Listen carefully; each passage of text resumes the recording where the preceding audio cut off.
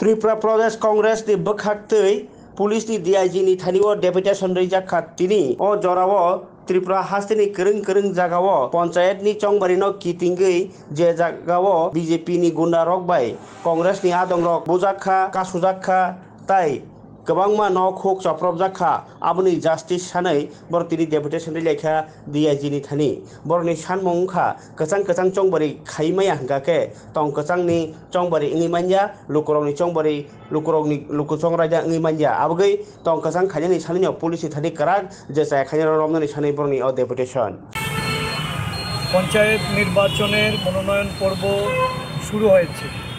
গতকাল থেকেই রাজ্যের বিভিন্ন প্রান্তে বিরোধী রাজনৈতিক দলগুলি তাদের আরওর অফিস থেকে গিয়ে মনোনয়নপত্র জমা দেওয়ার জন্য ফর্ম তোলার উদ্দেশ্যে যারা যাচ্ছে, দেখা যাচ্ছে যে বিগত কয়েকদিন ধরে এই পঞ্চায়েত নির্বাচনকে কেন্দ্র করে পঞ্চায়েত অফিসে সর্বদলীয় মিটিং এবং পঞ্চায়েতে দলীয় সভার আমাদের কর্মীরা যখন সেখানে সমবেত হচ্ছে বা মিটিং থেকে বেরিয়ে আসছে, বিভিন্ন ঘটনায় শাসক দলের গুন্ডাদের দ্বারা আক্রান্ত হচ্ছে।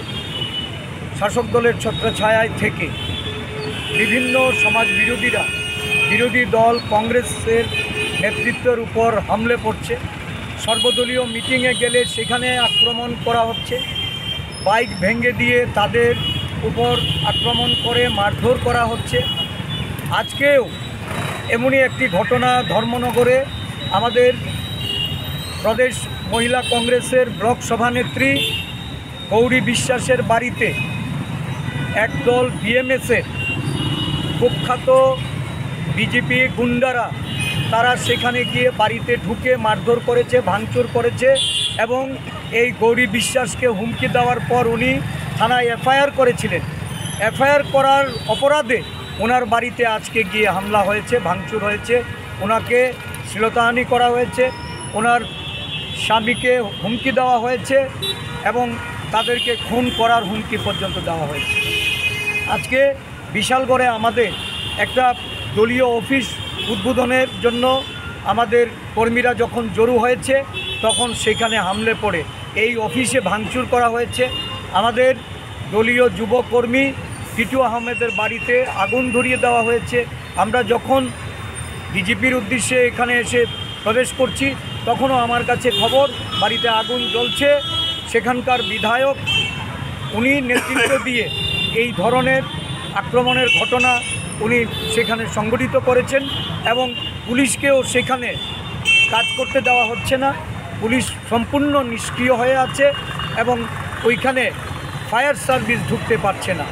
আমি জানালাম যে এসপির সঙ্গে আমি কথা বলেছি, উনি ছুটিতে ছিলেন, অ্যাডিশনাল এসপিকে জানিয়েছি, পুলিশ সেখানে গেছে, তারপরও ফায়ার সার্ভিস ঢুকতে পারছে না। একটা নারকীয় অবস্থা সারা রাজ্য জুড়ে। বামুটিয়া ব্লক, কল্যাণপুর ব্লক, ডুকলি ব্লক, সাতচান ব্লক, কেপানিয়া ব্লক, আমাদের ধর্মনগরের কালাছড়া ব্লক, আমাদের এই কমলপুরের সালেমা ব্লক, সর্বত্র একটা আতঙ্কের পরিবেশ বিরাজ করছে। বিভিন্ন ব্লক অফিসের সামনে একটা 100-200 জনের এই বিজেপি দলের আশ্রিত সমাজ বিরোধীরা তারা দল বেঁধে এই ব্লক অফিসগুলিতে মানে আরওর অফিসে গিয়ে যেন মনোনয়ন জমা না দিতে পারে তার জন্য তারা সেখানে বাধার সৃষ্টি করছে, মারধর করছে, হুমকি প্রদর্শন করছে। আমরা বিজেপির উদ্দেশ্যে বলেছি যে এই ধরনের ঘটনা যদি বন্ধ না হয়, আমাদেরকে মনোনয়ন জমা দিতে যদি পুলিশের আরক্ষা প্রশাসন তারা যদি নিরপেক্ষ ভূমিকা নিয়ে সেখানে কোনো ধরনের নিরাপত্তার ব্যবস্থা না করে দেন। আজকেও আমাদের এক প্রতিনিধি দল রাজ্য নির্বাচন কমিশনারকে উদ্ভূত রাজ্যের সমস্ত পরিস্থিতি সম্পর্কে ওনাকে ওয়াকিবহাল করে অবিলম্বে রাজ্য ডিজিপি সহ আরক্ষা প্রশাসনকে সজাগ করার জন্য, তাদের পদক্ষেপ গ্রহণ করার জন্য। এতগুলি ঘটনা এই রাজ্যে ঘটে গেলেও একটা ঘটনাও তো আরক্ষা প্রশাসনের তরফ থেকে কোনো অ্যাকশান নেওয়া হয়নি।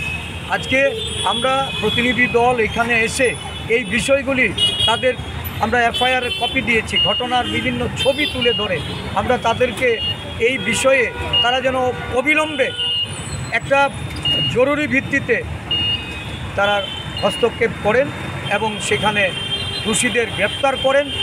আগামী দিনে সুষ্ঠু ও অবাধ নির্বাচনের স্বার্থে মনোনয়ন জমা দেওয়া থেকে শুরু করে এই নির্বাচনকে পরিচালনা করার জন্য পুলিশ প্রশাসনকে সক্রিয়ভাবে তারা যেন সেখানে এই তাদের বন্দোবস্ত করেন, এটা প্রয়োগ করেন, তার জন্য আমরা বলেছি। অন্যথায় কংগ্রেস দল বাধ্য হবে রাস্তায় নেমে আমরা এই ডিজিপি অফিসের রাস্তায় আমরা বসে। আমরা এই রাজ্যে নিরাপত্তাজনিত অভাব বোধ করছি।